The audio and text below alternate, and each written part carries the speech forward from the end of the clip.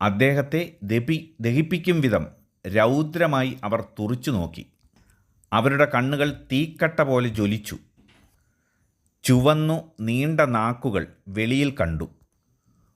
കൂർത്ത് നീണ്ടു വളഞ്ഞ ദംഷ്ട്രകൾ പുറത്തേക്ക് തള്ളി വന്നു. അവരെല്ലാം കൂടി നാറാണത്ത് ഭ്രാന്തൻ്റെ നേരെ അലറിക്കൊണ്ടടുത്തു. പക്ഷേ നാറാണത്ത് ഭ്രാന്തൻ തെല്ലും പരിഭ്രമിച്ചില്ല. അവരുടെ പേക്കൂത്തുകൾ നോക്കി ചിരിച്ചുകൊണ്ട് ശാന്തഭാവത്തിൽ അദ്ദേഹം ഇരുന്നു.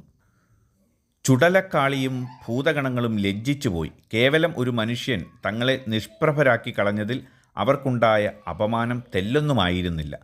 ഭദ്രകാളിക്ക് അദ്ദേഹം നിസാരനല്ലെന്ന് മനസ്സിലായി. അല്ലയോ അസാധാരണനായ മനുഷ്യ, താങ്കൾ സാമാന്യനല്ലെന്ന് ഞങ്ങൾക്ക് ബോധ്യമായി. താങ്കൾ ദയവായി ഇവിടെ നിന്ന് പോകണം. ഈ ചുടലയിൽ നൃത്തം ചെയ്യാനാണ് ഞങ്ങളിവിടെ എത്തിയത്. ക്ഷമിക്കണം, എനിക്കിവിടം വിട്ടു പോകാൻ ഉദ്ദേശമില്ല. നിങ്ങൾ അല്പം മാറി നിന്ന് നൃത്തം ചെയ്തുകൊള്ളിൻ. നാറാണത്ത് ഭ്രാന്തൻ അലക്ഷ്യമായി മറുപടി നൽകി.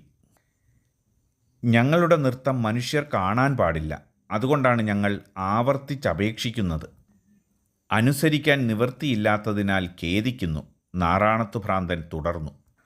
മനുഷ്യർ കാണുകെ നൃത്തം ചെയ്യുകയില്ലെങ്കിൽ നിങ്ങൾ ഇന്ന് നൃത്തം ചെയ്യേണ്ടെന്ന് വെക്കണം. ഞങ്ങൾക്ക് ഇന്ന് നൃത്തം ചെയ്തേ പറ്റൂ, അതാണ് പതിവ്.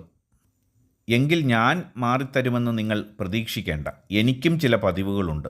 തീയും വെള്ളവും കിട്ടുന്ന ദിക്കിൽ അരി വയ്ക്കും. അരി വയ്ക്കുന്നിടത്ത് തന്നെ ഇരുന്നുണ്ണും. ഉണ്ണുന്നിടത്ത് തന്നെ കിടന്നുറങ്ങും. ആ പതിവ് മാറ്റാൻ സാധ്യമല്ല. നാറാണത്ത് ഭ്രാന്തൻ മാറിത്തരുകയില്ലെന്ന് മനസ്സിലായതോടെ അവിടെ നിന്ന് മാറിപ്പോകാൻ ചുടലക്കാളി തീരുമാനിച്ചു. അല്ലയോ മഹാത്മാവേ, അങ്ങു മാറുകയില്ലെങ്കിൽ ഞങ്ങൾ തന്നെ പൊയ്ക്കൊള്ളാം. അതിനു മുമ്പ് മറ്റൊരു കാര്യം. സാധാരണയായി മനുഷ്യരെ കണ്ടാൽ ഞങ്ങളവരെ ശപിക്കുകയോ അനുഗ്രഹിക്കുകയോ ചെയ്യും. താങ്കളെ ശപിക്കാൻ ഞങ്ങൾ ആഗ്രഹിക്കുന്നില്ല. അനുഗ്രഹിക്കാനാണ് തീരുമാനം. എന്തു വരം വേണമെങ്കിലും ചോദിച്ചു കൊള്ളുക. എനിക്ക് നിങ്ങളുടെ ഒരു വരവും വേണ്ട. ദയവായി ഒന്ന് പോയി കിട്ടിയാൽ മതി. എൻ്റെ അത്താഴം തയ്യാറായിട്ട് നേരം ഒത്തിരിയായി. താത്പര്യമില്ലാത്ത മട്ടിൽ അദ്ദേഹം പറഞ്ഞു. അയ്യോ, അങ്ങനെ പറയരുത്. വരം തരാതെ എനിക്ക് പോകാനൊക്കില്ല. ശല്യമായല്ലോ. എങ്കിൽ വരം ചോദിച്ചേക്കാം. ഞാൻ എന്നു മരിക്കുമെന്ന് നിങ്ങൾക്കറിയാമോ? അറിയാം. ഇനി 36 വർഷവും 6 മാസവും 12 ദിവസവും 5 നാഴികയും 3 വിനാഴികയും കഴിയുമ്പോൾ അവിടുന്ന് മരിക്കും. എന്ത് വരമാണ് വേണ്ടതെന്ന് പറയൂ. എങ്കിൽ എനിക്ക് അതിൽ നിന്ന് ഒരു ദിവസം കൂടി കൂടുതലായി ജീവിച്ചിരിക്കാനുള്ള വരം തരൂ. അത് സാധ്യമല്ല. ആയുസ് നീട്ടിക്കൊടുക്കാൻ ഞങ്ങൾക്ക് ശക്തിയില്ല. എങ്കിൽ ഒരു ദിവസം മുമ്പേ മരിക്കണം. അങ്ങനെ വരം തരൂ. ആയുസ് നീട്ടാനോ കുറയ്ക്കാനോ ഞങ്ങൾക്ക് കഴിയില്ല. മറ്റെന്തെങ്കിലും ചോദിച്ചോളൂ. നാറാണത്ത് ഭ്രാന്തന് ദേഷ്യം വന്നു. നിങ്ങളെക്കൊണ്ടൊന്നിനുമാകില്ല. എന്നെ വെറുതെ വിടുകയുമില്ല. ദയവായി ഒന്ന് പോകാമോ?